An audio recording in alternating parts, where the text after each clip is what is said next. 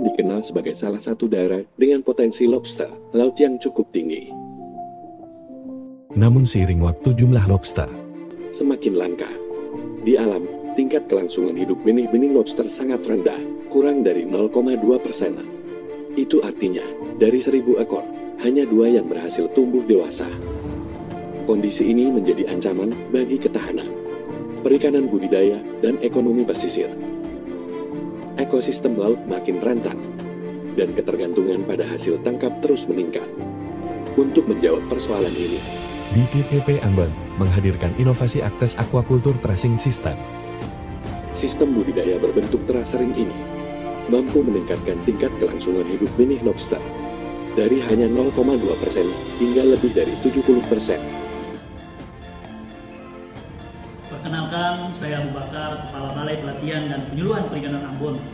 Sebagai salah satu unit pelaksana teknis di bawah Kementerian Kelautan dan Perikanan, BP3 Ambon berkomitmen untuk terus menghadirkan inovasi yang berdampak langsung kepada masyarakat, khususnya masyarakat pelaku utama pada sektor kelautan dan perikanan pada bidang budidaya.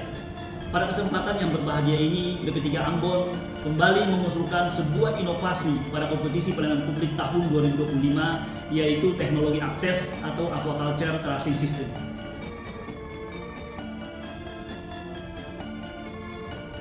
Ya, nama saya Heri Tingloy, pegawai BP3 Ambon, sebagai pegawai teknis dan sekaligus sebagai nakoda kapal latih. Ya, ini Actes Aquaculture Tracing System. Ini ciptaan balai sendiri. Ini merupakan sarana yang digunakan untuk proses pendederan lobster. Actes ini terdiri dari 3 akuarium yang dibuat sekat-sekat dan dilengkapi dengan filter sekaligus dengan skimmernya, bahkan kita menggunakan sistem chiller pendingin suhu.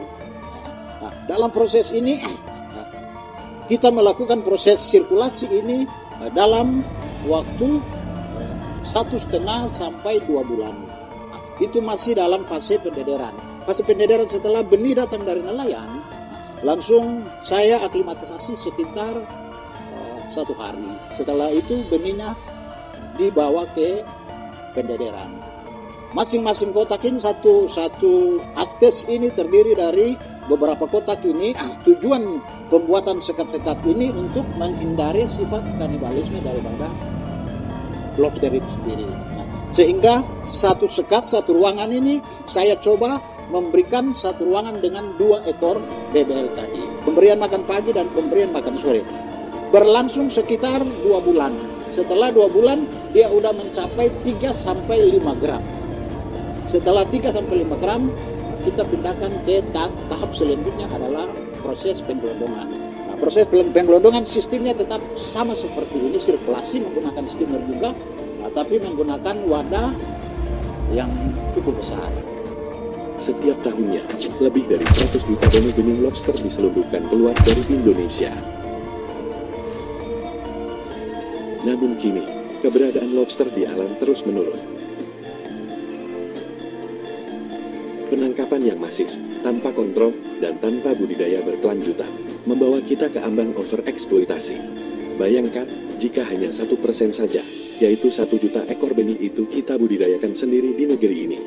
Dengan survival rate 50%, kita bisa menghasilkan 500.000 kg lobster. Jika 1 kg lobster dijual seharga Rp1.200.000, maka nilainya mencapai 600 miliar rupiah per tahun.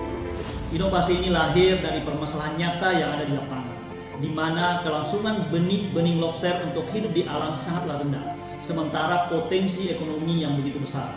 Melalui Actes ini, BP3 Ambon ingin menghadirkan solusi budidaya yang efektif, terukur, dan mudah direplikasi demi ketahanan pangan laut kita yang lebih berkelanjutan.